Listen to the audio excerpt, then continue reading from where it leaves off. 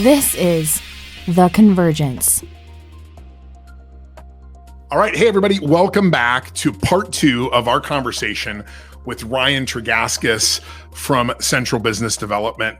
And welcome back to the Convergence, because every week we talk to the experts in Web 3.0, we talk to experts in sustainability, and we see if we can work out how these new technologies can solve the world's problems, particularly when it comes to things like corporate sustainability and climate change. Ryan, I want to welcome you back. That was such a great conversation we had in the first episode we did together. And when I looked up at the time, we both were like, whoa, what just happened? Like it just flew through. So let me set this up for those of you. If you haven't listened to the episode before, I'd suggest you do that. But if you don't have it on your iPhone or whatever it is right now, it's okay. We'll stand this alone on its own as well. So Ryan is the COO of Central Business Development. These guys are a blockchain development company that has been around for 5 years now, Ryan? Yes. 5 years that's been developing tokens, crypto assets, blockchain contracts, NFTs. And we were just transitioning out of sort of the background and what all these things are and how Central develops those. And we were starting to talk about a very specific project that Ryan helped launch through Central Business Development. And candidly, it's the reason that I ask you guys to become a sponsor, is because Evergreen Carbon Credits is the project that you started. And that really aligned with my sustainability background, and it got us originally having a conversation about how you could make NFT carbon credits. So Ryan, welcome back. Thank you much. First and foremost. Yeah. And let's talk a little bit about this. So maybe if you would just give another minute on what Central does, and then how did you get into this business of carbon credits? And then the next thing we'll ask of that is maybe let's explain carbon credits in a little bit more detail. You bet. So Central Business Development, like you said, we've been in business for 5 years. We are a crypto asset and blockchain development company. We develop any protocol and API that runs with blockchain, logistics, crypto tokens, insurance, NFTs, et cetera, for government agencies and the enterprise. And as we were moving through the process in the development side, and as new technologies were starting to catch up, we moved into the NFT space. And how can we be a leader in driving new innovation, particularly in NFTs, and what they can be used for, to where not just artwork or digital assets, can we tokenize anything else, especially a tangible object at this point. And we had a customer a while ago that had access. He was a producer of carbon credits. And with my background in agriculture, I was familiar with what these were. We had customers that produced their own carbon credits as well. And there's a few problems that I saw with my, the experience that I had in that industry of, how do I sell these things? How are they valid? How do these get verified? When a grower or farmer or an industry company has them, what do I do with these? And taking the same approach that I took in the agriculture industry of, all right, how can we merge this technology with an antiquated system of carbon credit and carbon credit verification and exchanging? And what we realized is that there were two major problems to solve. And one is fraud. Unfortunately, there's quite a bit of fraud that takes place in this industry. Yeah. Every carbon credit certificate that's issued has a serial number attached to it. Whether it's 100 million, 1 million, 5,000, it doesn't matter what it is. It's a so however many credits there is, there's one unique serial number that belongs to that project. Right. Yeah, we talked with the guys at GHG Emissions on this, and it was fascinating to learn there's a game that you could play. I mean, it's an industry that's very open to fraud because of the nature of how carbon credits get issued. Exactly right. And what goes on with that is that when the end user burns through their carbon credits, they're supposed to retire that certificate and have to go purchase more to continue their production, or if they want to scale their business and output from there.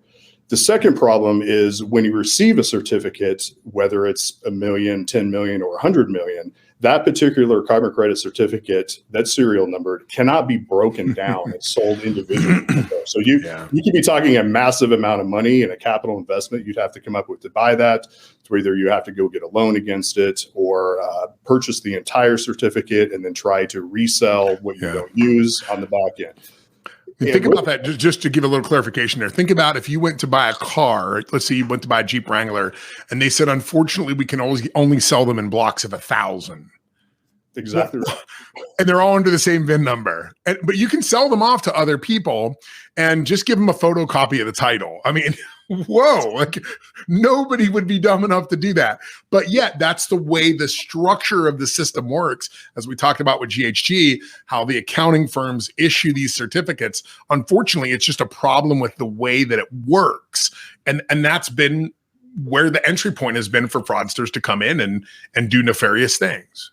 Exactly right. And so what new technology can we apply on blockchain to eliminate both of these problems? And we started looking at NFTs and being able to take a carbon credit certificate with the serial number and digitize that certificate as an NFT onto the blockchain solves both of those issues. And it does this with the first issue being fraud. It records the transaction on the blockchain. So it's a verified transaction. It's now issued as an NFT and gets dispersed to the end user. So the end user can basically use the credits that they need, and we can set an auto retire in the smart contract on that NFT to where if they give us a date, we're going to use these within 12 months, we'll write in a 12-month auto retirement to where they don't even have to come back to us and turn the certificate back in. Nice. It's just done at that point. Or we can work with companies or individuals to where, hey, I think this is how long it's going to take. I don't know. So we keep record of that. Again, in the smart contract on the blockchain, contact that user. And if they have credits left over, they can turn them in back to us. And we will then reissue a new certificate with whatever credits were left over from the original certificate. So they can then resell them on the open market or keep them internally for use later. And so this eliminates to where serial numbers can't be resold, because if that number is recorded on the blockchain and they try to move it and there's an NFT attached to it, it cannot be done and that verification will not go through. So coming back to us, that's great. So if you're buying carbon credits in the market right now and they aren't NFTs, you don't have any guarantee that they're actually real carbon credits. You don't have it. All you have is the word of the company that you're buying them from, but that company might not even know. It doesn't even mean that they're fraudulent in the transaction. It could just be that their source of those carbon credits actually, sold the same carbon credit to two different people and just decided that it could even be a mistake. Could just be an accounting error. But now you're thinking you're doing something that you actually haven't done at all because you didn't have that level of verification. Absolutely. And moving from that as well with the NFTs, we found that we were able to write the protocol to where we can now offer a 10 million carbon credit certificate, and we can now break that down into a single carbon credit for sale, anywhere up to the full certificate. So if a client comes to us, says that we need 1,000 carbon credits, we have a certificate that's verified for 10 million. We will issue them an NFT. It's certified. It has the smart contract number on the NFT, and they'll receive it as a digital NFT into a crypto wallet, or we will email them a PDF. Still has a smart contract number, so there is history of it. But we can now sell them in smaller increments. And what we do on our back end is we work off of that original certificate. When we burn through the entire, so we'll use 10 million as an example. When we hit the 10 million mark, we retire that full certificate. But the rest of them are still floating out there with auto retirement dates already put on them. And then we move down to the next. So this eliminates the need for coming up with what could be a $100 million investment. But I only need to buy this quarter 25 million worth. Okay, we can sell you 25 million or any number, obviously. Yeah, whatever the number is. Right? Yeah, even down to a fraction. I mean, we talked about this. You could break them down to the tenth of a carbon credit. We can. Yeah, just depending on the use case or what we're doing and what our customer would like to get into, we can break them down any way that's needed because it does come out as an NFT. Which could be something, let's say you're an online retailer and you want to offer to your customers the ability for them to offset the carbon footprint of the transportation or the manufacturing of that item. It might not be a full tone, and it is not ton, by the way. The GHG guys corrected me. They said it's not a physical like ton, it's a tone, it's a measurement of carbon. And but let's say it's a third of a tone. Well, the customer could choose, I want to buy the whole thing and be carbon negative, or they could say, you know what, I just want to offset my transaction and purchase a fraction of that certificate. And that's able to do because of how flexible the blockchain is. Yeah, absolutely right. And if there's companies that are interested in doing that, we can build a plugin for an online shopping cart or any service that they used, or if they want to offset and say our company is now green and we're carbon negative or carbon neutral, that we can add these carbon credits into the transaction in fractionalized amounts. That's pretty amazing. So what are the applications there? I mean, this could be, let's talk a little bit about the marketplace, because GHG, I think, did a good job, but a very technical job from an emissions perspective on what, they're the technical guys. Right. So let's talk about the types of carbon credits there are and why somebody would even purchase. Now, in all disclosure, in Europe and in some countries, it's mandatory. You don't have a choice. It's like paying a tax where the government comes to you instead of, we submit our taxes here in the US and we say, here's what we owe. Same exact thing in Europe with carbon. You submit an analysis at the end of the year and you say, we've consumed 100 tons of carbon credits, and then you can go into an exchange and you can purchase those and attach that certificate to that documentation, send it into the government and say, I've paid you could call it a carbon tax, some people call it, but right. I don't look at it that way because it's a very capitalistic system. Right. But let's talk a little bit about the voluntary, compulsory, how that thing all works, and what do we have here in the US, and will that ever change? You bet. And so what you were just describing was a compulsory or a compliance mandatory, which was implemented in with the Paris Climate Accords. Okay. So any country that has signed on with that, they have a compulsory carbon credit that they have to buy to offset their CO2 emissions. Okay. And so decarbonization in Europe is a massive push. I just returned from France and met with quite a few very large companies and what their game plan is moving forward. And this is a major part of their decarbonization process that they're doing, along with logistics and their supply chain and how they're moving.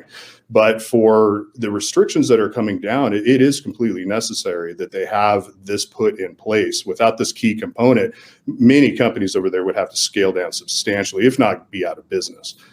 We have the same issue that we're running into in Canada as well. Now, here in the United States, we opted out of the Paris Climate Accord, and so we have the voluntary market only. So voluntary carbon credits are nature-based offsets to where you're looking at saving Amazon rainforest. They come from agricultural land, farming practices, trees like forestry land that's in the United States here can all be certified. And basically what you have to do is, hey, we're not going to go in and deforest however many hectares or acres of this plot of land. We bring a certifier in. They gauge how many trees we have per meter or per acre, and with that offset, here's how many offsets this will generate from that particular plot of land. So there are companies in the States as well as individuals that would like to offset their carbon footprints. If you fly in an airplane, you have the option to purchase voluntary carbon credits to offset your footprint, car rental companies, hotels, et cetera. But what it's doing is there's been a bit of a stigma here in the United States regarding this particular subject. And it's basically, you guys are in it, everybody's just making a bunch of money and you're not helping anything, which is completely not true.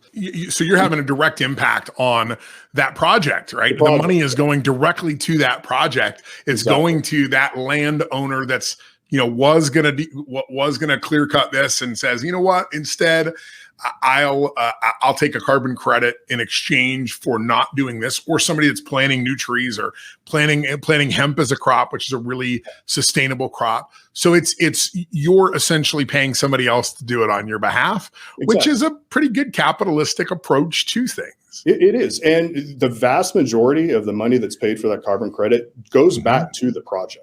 So it's a substantial amount. So it's not like you're making a donation to a nonprofit that's saying, hey, we're going to go help this down here, and you wonder where the money goes after that. When you purchase a carbon credit, the projects are listed on the websites. They're verified. Here's exactly what you're helping. You can pick the project that you want.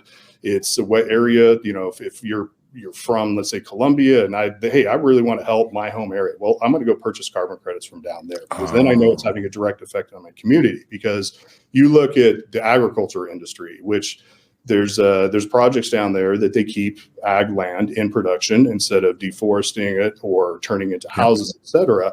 You think of the ripples that go out of that when you have farming go out of business, all the jobs that are lost with that as well.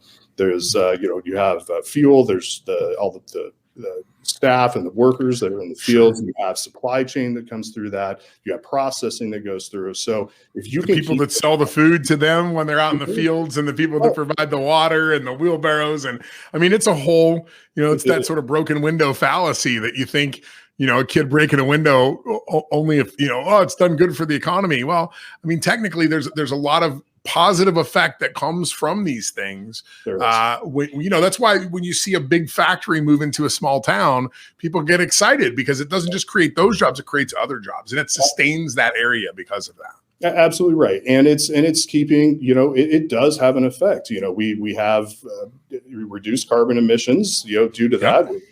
We can measure how much carbon is being taken in by the plants and oxygen released back out. And that's what we issue credits out. So the effect is twofold. We have a positive effect on the climate, and we have a positive effect on the local economy from wherever these are issued. So I want to talk with you for a few moments about Evergreen carbon credits, one of the sponsors of this show. I started working with Evergreen when I was telling a friend of mine who's involved with that company about my efforts to try to learn more about blockchain, NFTs, crypto, all the things in this space. And he showed me Evergreen. Evergreen was a really unique solution. I've looked at carbon credits in the past. I've been in the sustainability industry for almost 15 years. I understood what they were. You were buying an offset to offset the carbon footprint that you or your company has. But I also understood the challenges with that. They're sold in very, very large blocks, and then people break those blocks up and try to sell individual credits or small clusters of credits to businesses. And that creates some room for fraud, for people to not be up and up on what that project is, if that carbon credit is real. And there's challenges with that. And you can Google it right now and find there's a big case in Europe going on about fraudulent carbon credits. But what Evergreen did, I thought, was really unique. They took this idea of NFTs, and they took blocks of carbon credits and broke those things down into tens of thousands or even millions of individual carbon credits. They can actually fraction those even out to a tenth of a carbon credit if they needed to. And they were able to then create a smart contract around that carbon credit so that you can track it back to its origin. You can find out what project it was associated with, but you are also guaranteed that the carbon credits you're getting from Evergreen are the real deal. You get that certificate, you get that certification that only the blockchain can do. So that's why it made sense for them to come on as a sponsor of this show. We're talking about all this new technology, and with new technology comes higher energy usages in some senses. And Evergreen is here to help offset that. If you want to look to maybe improve your image in the marketplace, maybe you're looking to offset some of your carbon footprint, not even just for your image, but actually for the sake of the planet, head on over to evergreencarboncredits.com and check out what they do. You can buy credits for as little as $11, and you'll get the certificate and the NFT that you can put in your wallet that shows that you've actually made that contribution. And that money, particularly right now with the projects they're working on, is going to reforestation in the Amazon. I think that's something we can all really get behind, particularly when we understand that the environment, the climate we're all connected to it. It doesn't matter if we're putting off emissions here in the US or if it's happening in Mexico. It all contributes to the same global problem. So why not be part of a global solution with Evergreen carbon credits? Is it just about purchasing on the Evergreen site? Is it just about bigger projects, or is it a little bit of all of those things? I mean, you can incorporate NFTs into other people's projects, carbon credit NFTs. You could actually work with them if they already have certificates as well to provide that level of NFT. Because let's say somebody's sitting on 100 million carbon credits right now, maybe a big oil company or somebody that's listening to this, and they're saying, hey, we wish we could divvy these up. That's something that you can do with Evergreen is work with them to help them break those things up. Absolutely. So any existing carbon credit that is third-party verified, which we will double check as well and verify that everything's valid with that, we can take that carbon credit in and put it on the blockchain and help that company resell if they wish. So any that are currently valid, any vintage year, whether they're compulsory or voluntary, this system works. We are the first in this marketplace to do this. And we do feel that this will set the standard on how transactions are now moved forward through this. That's benefits that it offers with really no negative, that we can't see how it's going to continue down the current path that it's on. You're also looking to be able to accept cryptocurrency as payment when you do that. You can have wire transfers, credit cards, but the fact that crypto can be used to pay for these transactions as well, then we eliminate fiat exchange issues, delays in banking, anything like that. We don't have what float to worry about where the banks are sitting on it for 24 to 48 hours. So it really streamlines the process and keeps everything legitimate. Yeah. And there is, you did say, and I think it's a good point to make, is that a large portion of the money ends up back in the hands of the project itself. But there is a portion of the money that doesn't. And I think it's important to understand what that is. Certainly that this is a capitalistic market exchange. So there's built-in margins in here, but there's also the associated gas that sort of goes along with that, right? And a lot of people don't understand that. I bought my first NFT, as I said, I went on to a site and I'm like, oh, it's $50. And then I go to check out and it's 90. And I'm like, no, I only had one in there.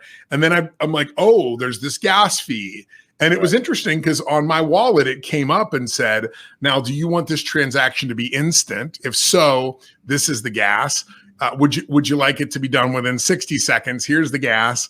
If you're okay with waiting a couple of minutes, here's the gas. And the gas prices fell a little bit. And that gas price goes to the people who mined it, who verify the transaction. That's the whole infrastructure. That's what builds the entire infrastructure of this. It's essentially, like you said, it's paying the platform fee. You've got to buy, you can't just download apps onto your hand. You got to have an iPhone to get it there. And there's an infrastructure that goes along with that. And it can be frustrating at first, especially, I looked at buying an NFT that somebody had out there. It was like $10 and the gas fee was like 30. And I'm like, I don't know. Like this doesn't, it just doesn't make sense. No, it's not worth it. But I think that's okay. That's what that system is designed for. So it's important, I think, when you look at that, that you understand, where these costs are. Now, in the voluntary or in the compulsory markets, the mandatory markets, Europe, some of the areas of Canada, there's even some, let's be honest, there's even some municipalities that are starting to require this for their departments and trying to extend that out into the businesses that are in those areas when you apply for a business license. Now, in Europe, these are a lot more in a mandatory market, right? What is a carbon credit? I don't know what the peak, I think the peak was about 80. I don't know what they trade at today, but there's a little bit of global conflict. So that might be down a little. Exactly. There is a substantial difference between voluntary and compulsory markets, and it has a lot to do with the project itself. So there's, in certain areas and regions, you have to purchase carbon credits that are produced in an approved area, and that's all you can buy for your business. That's not universal, but that is a factor to take into account. And it's a different certification we have to be able to measure how much CO2 is being pulled out of the atmosphere and O2 is released back in. And so it's a different classification as a carbon credit, amongst other things, without getting too much in the weeds. And so the value of those credits go up to where it takes a little bit more of processing to get them certified as a compulsory or a carbon credit. Yeah.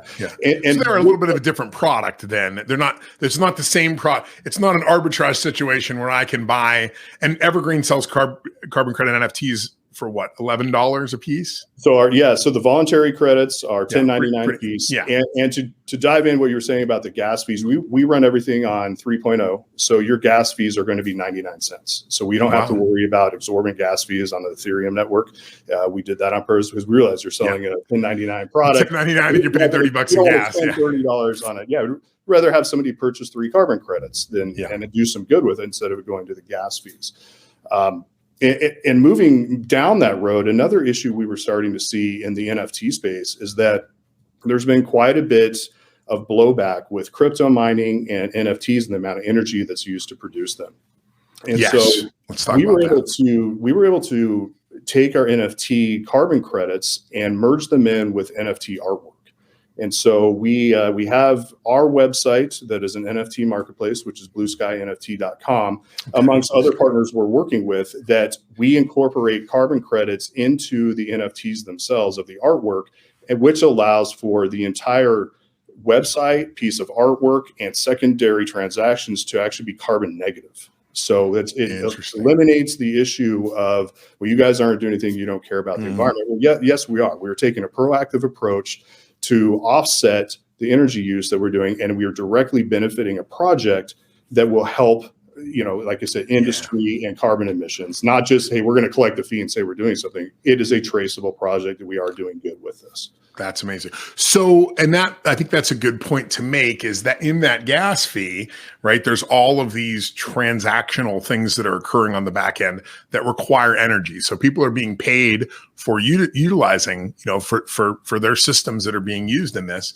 And what the folks at Evergreen, right, what we can do through this show is help people offset that fee, offset the energy that's used in the minting and creation and transfer of those things, tie it into that blockchain contract. So every time it transfers ownership, a little piece of that gas fee goes back to offset more carbon and more and more and more. And I think from an artist perspective, and that's one of the things that's cool about NFT art, and I know that we talked about it with Jay Pierce on another episode, he gets a royalty every time that NFT trades hands. Every time it moves into somebody else's wallet and that transaction occurs, a piece of that goes to him. So, an artist can have it written into the contract that they want an Evergreen carbon credit with every time it transfers. And that it's going to be sustainable, not just once or twice, but for the entire life of that product, that as long as it lives in somebody's wallet, every time it moves, every time energy is used to move it, another offset is being generated in another, which is super interesting. Yeah, absolutely. And we've moved in as a company internally, whether it's Central Business Development or Evergreen, where we are incorporating carbon credits into other projects we're building for customers. So it's not just the NFT space, but blockchain technologies, metaverse that we're building. We are bringing carbon offsets to everyone at this point, to where everything that we build moving forward will be carbon negative or carbon neutral. And so that's something that's very important to us moving forward. Yeah. Well, listen, once again, we filled an entire episode with a great conversation, which is amazing. You can go over to theconvergencepodcast.com. You can find out how to get a hold of both Evergreen and Central Business Development, but evergreencarboncredits.com. We talked about blueskynft.com, which is another project of Central, or centralbusinessdevelopment.com. You can find out more about what Ryan and his team does. And I think the great thing, Ryan, is getting to know you guys.